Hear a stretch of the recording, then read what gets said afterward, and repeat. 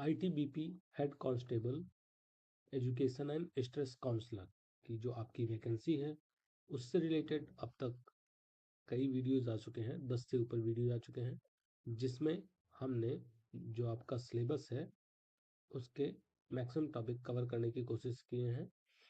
जैसे आपका जो जनरल साइकोलॉजी का पेपर है, जनरल साइकोलॉजी से रिलेटेड अब तक 8 वीडियो हैं। इसमें हमने जनरल साइकोलॉजी के टॉपिक को कवर किया है। इसमें कौन कौन से और भी क्वेश्चन बन सकते हैं उनको कवर किया गया है। ठीक। एमसीक्यू क्वेश्चंस की अगर बात करें तो एमसीक्यू क्वेश्चंस में हमने जनरल साइकोलॉजी, फिर इंटेलिजेंस, प्रॉब्लम सॉल्विंग, इन तीनों से रिलेटेड एमसीक्यू क्वेश्चंस को सॉल्व किए हैं, जो कि चैनल पर अवेलेबल हैं। आप चैनल पर जाएंगे, प्लेलिस्ट में जाएंगे, प्लेलिस्ट में आपको आईटीबीपी के नाम से एक प्लेलिस्ट मिलेगा, वहां पर आप जाकर उन वीडियोस को देख सकते हैं। अगर बात करें हम नोट्स की, जैसे इसके नोट्स भी प्रोवाइड किए गए हैं, तो अगर हम नोट्स की बात करें तो नोट्स के लिए आप क्या कर सकते हैं, आपको ये जैसे ये नोट्स हैं, आप कमेंट में जाएंगे, कमेंट में आपको टेलीग्राम चैनल का लिंक मिल जाएगा, वहाँ से आप नोट्स पा सकते हैं। उसके लिए कुछ मिनिमम चार्ज भी है। और सबसे मेन चीज़ कि आप किसी और ग्रुप के थ्रू नहीं जुड़ेंगे। जो नीचे लिंक दिया गया है कमेंट में, उसी लिंक पर जाएंगे या डिस्क्रिप्शन के लिंक पर जाएंगे। अगर किसी और लिंक से आप कहीं और से नोट्स लेते हैं तो जो पेड ग्रुप है टेलीग्राम का, जिसमें आपको कुछ एक्स्ट्रा वीडियोस और कुछ एक्स्ट्रा नोट्स भी दिए जा रहे हैं, वो आपको नहीं मिल पाएंगे। तो इसलिए जो लिंक नीचे कमेंट में दिया गया है उसी लिंक पर क्लिक करके ग्रुप से जुड़ें और ग्रुप में नोट्स टाइप करेंगे। उसके बाद मैं खुद आपसे पर्सनल मैसेज पे कांटेक्ट करूंगा। ठीक है। तो ये इसका ये आप देख सकते हैं, ये आपके नोट्स हैं, ये जनरल साइकोलॉजी, जिनके नोट्स ऑलरेडी प्रोवाइड किए गए हैं।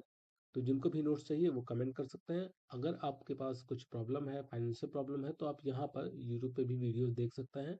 यहाँ पर भी वो सारी चीज़ें बताई जा रही हैं फ्री ऑफ कॉस्ट। ठीक है।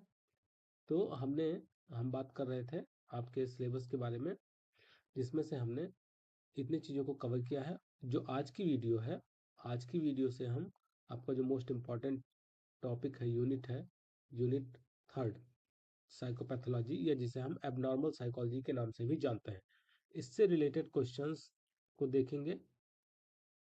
सॉरी, इससे रिलेटेड हम वीडियो देखेंगे, नोट्स के वीडियो। बट ये वीडियो आपको शाम को मिलेगा। अभी जो हम देखने जा रहे हैं, अभी हमने जो आपका लास्ट क्लास हुआ था अटेंशन और परसेप्शन से रिलेटेड, तो अटेंशन और परसेप्शन से रिलेटेड जो लास्ट क्लास था, उससे रिलेटेड कौन कौन से इंपॉर्टेंट एमसीक्यू क्वेश्चंस आ सकते हैं उनके बारे में बात करेंगे। ये आपका अटेंशन और परसेप्शन से रिलेटेड है।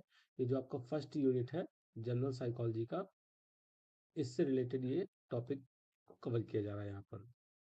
तो जिन लोगों ने नोट्स ले रखा है, पेड ग्रुप में ऐड है, उनको वहाँ पर ये भेज दिया गया है, तो आप वहाँ से देख सकते हैं। पीडीएफ भेज दिया गया है। यहाँ पर इसमें टोटल 40 क्वेश्चन है, जिसमें से 20 क्वेश्चन हम यहाँ पर सॉल्व करेंगे, 20 क्वेश्चन पेड बैच के लिए है। ठीक। तो स्टार्ट करते हैं आज की क्लास। सबसे पहला क्वेश्चन है हमारा कि प्रत्यक्षीकरण क्या होता है, प्रत्यक्षीकरण का अर्थ क्या है। तो प्रत्यक्षीकरण, जैसा कि हमने बात किया था, ये आपको प्रोवाइड किया गया था प्रत्यक्षीकरण के नोट्स में। इसमें हमने क्या देखा था कि प्रत्यक्षीकरण में क्या होता है, संवेदना होती है और उस संवेदना की व्याख्या होती है। जब दोनों चीजें होती हैं तो हम उसे परसेप्शन कहते हैं। तो यहाँ जो ऑप्शन है आपका, आपका क्या होगा आंसर, ये होगा संवेदी सूचनाओं का संगठन और व्याख्या। यानी जो आपका आंसर है कौन सा होगा, आपका आंसर बी यहाँ पर सही होगा। ठीक है। नेक्स्ट क्वेश्चन, निम्नलिखित में से कौन सा प्रत्यक्षीकरण का स्वरूप है। तो प्रत्यक्षीकरण का स्वरूप कौन सा है, प्रत्यक्षीकरण क्या होती है, एक उद्देश्यपूर्ण प्रक्रिया होती है। आप देखें यहाँ पर बताया गया है, इसके अगर हम इसमें देखें विशेषताओं में, तो एक उद्देश्यपूर्ण प्रक्रिया है। ठीक। एक सक्रिय प्रक्रिया है, संज्ञानात्मक प्रक्रिया है, उसको संगठित करते हैं। तो आपका ऑप्शन यहाँ पर ए सही होगा।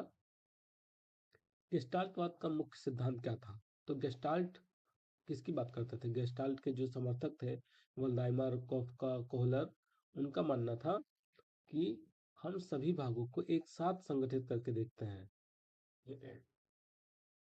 बराबर, और उसको अलग अलग नहीं करते हैं, एक साथ सब पर ध्यान देते हैं। तो यहाँ पे जो ऑप्शन है, संपूर्ण भागों के योग के बराबर, संपूर्ण भागों के योग से अलग और अधिक होता है केवल भागों का संगठन, संवेदी रिसेप्टर्स का उपयोग नहीं, यहाँ पर संपूर्ण भागों को।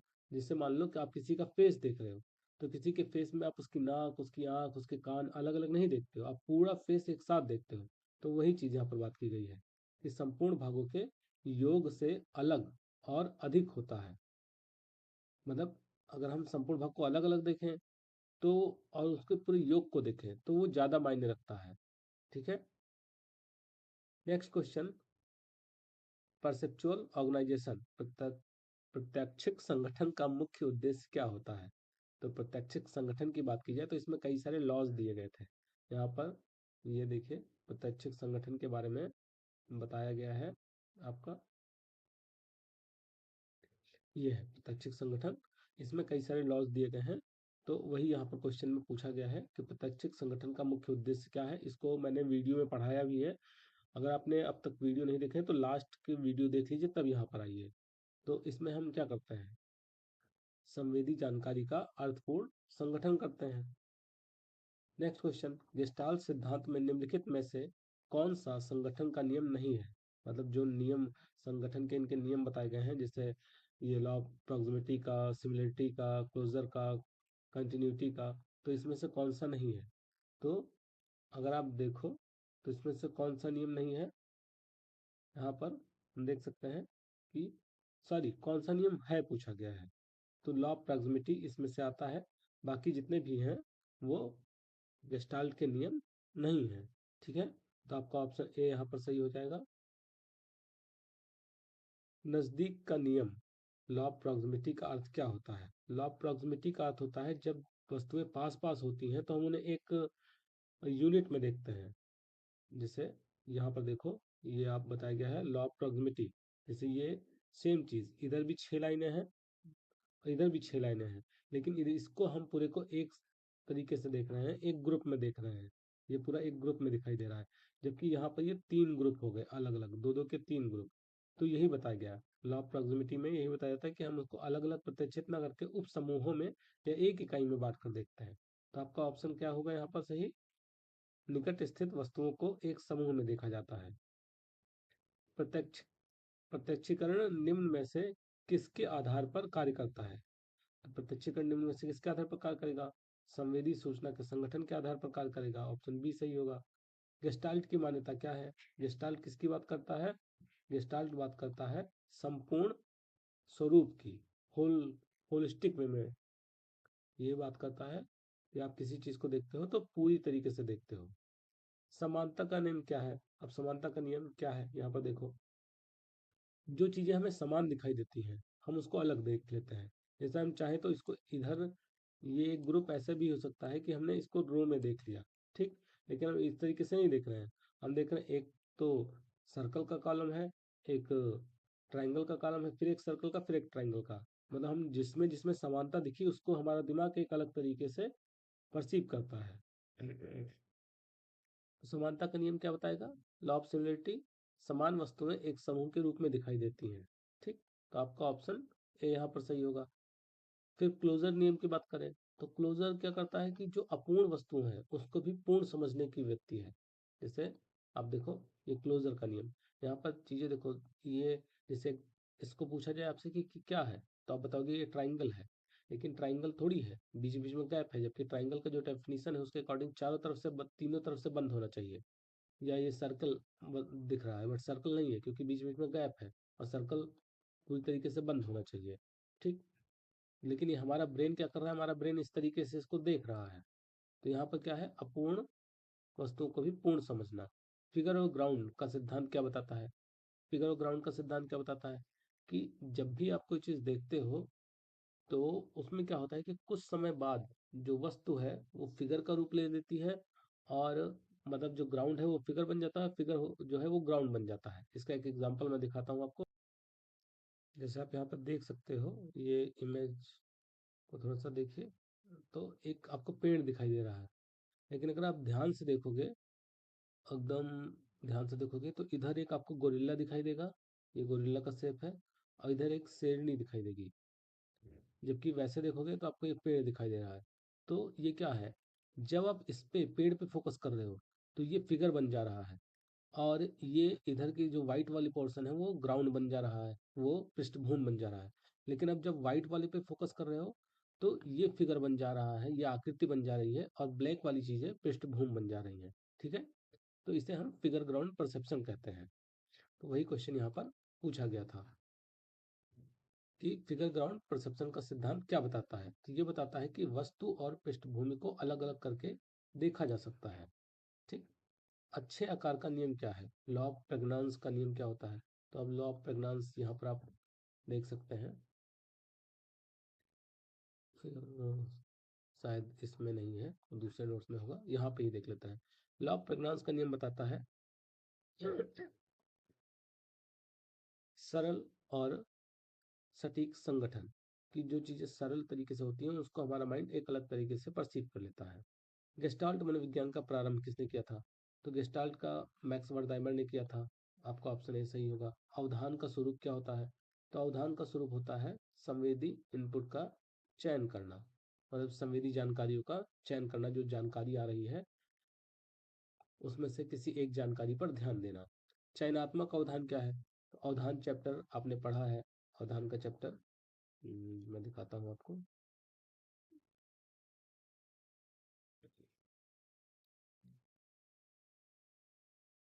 अवधान के चैप्टर, अवधान हम लोगों ने लास्ट क्लास में पढ़ा था। ये देखिए, अवधान में बताई गई ये चीज़ें, और यहाँ पर भी जो आपका नोट्स दिया जा रहा है इसमें भी अवधान के बारे में बताया गया है। तो अवधान क्या है, अवधान का चयनात्मक, चयनात्मक अवधान से क्या तात्पर्य होता है कि किसी विशेष उत्तेजना पर ध्यान दें। लाइक अगर कहीं पार्टी हो रही है तो आप उस पार्टी में से सारी चीज़ों को हटाकर एक अपने दोस्त आपको कोई बुला रहा है तो उस पर ध्यान देते हो। ठीक, तो यहाँ पर आपका ऑप्शन ए सही होगा। अवधान की विशेषता क्या है। तो अवधान की कौन सी विशेषता होती है। अवधान एक समय में एक वस्तु पर संगठित होता है, या अवधान अत्यधिक उत्तेजनाओं का संगठन करता है, या मानसिक थकावट का समाधान करता है। तो ऑप्शन ए होगा, एक समय में एक वस्तु पर ध्यान केंद्रित करना। चयनात्मक अवधान का निर्धारण कौन करता है। तो चयनात्मक अवधान का निर्धारण जो है वो, उसमें उत्तेजना की तीव्रता, व्यक्तिगत रुचियां, बाहरी और आंतरिक कारक, ये सभी इसका निर्धारण करते हैं। अवधान को सबसे पहले किसने अध्ययन किया। तो यहाँ पर जो ऑप्शन है, वैसे तो इन्होंने विलियम वुंट ने भी बात की थी, लेकिन जो ऑप्शन है उस ऑप्शन के अकॉर्डिंग यहाँ पर आपका राइट आंसर विलियम जेम्स होंगे। चयनात्मक अवधान का उदाहरण क्या है कि शोरगुल में से एक आवाज पर ध्यान दे पाना। लाइक आप देखो यहाँ पर आपके जो ये चयनात्मक अवधान की थ्योरी है वो ब्रॉडबैंड ने दी थी, जिसमें क्या बताया था कि जब हम किसी व्यस्त जगह पर होते हैं तो व्यस्त बाजार में अपने दोस्त की आवाज़ सुनते हैं, तो हमारा मस्तिष्क शोरगुल को अनदेखा करके उसकी आवाज़ पर ध्यान केंद्रित कर देता है। ठीक है, तो आपका ऑप्शन है यहाँ पर सही होगा। कॉकटेल पार्टी का प्रभाव क्या होता है। कॉकटेल पार्टी का प्रभाव यह होता है कि शोरगुल में जो एक स्पेसिफिक आवाज़ है उस पर आप ध्यान केंद्रित कर पा रहे हैं। ठीक, तो ये आपके 20 क्वेश्चन हो गए, ये आप सभी इनको हल कर सकते हैं। बाकी ये क्वेश्चन आपको पेड ग्रुप में भेज दिए जाएंगे। ठीक है, वहाँ से आप इनको कर लीजिएगा। ठीक है, मिलते हैं नेक्स्ट क्लास में, तब तक के लिए धन्यवाद।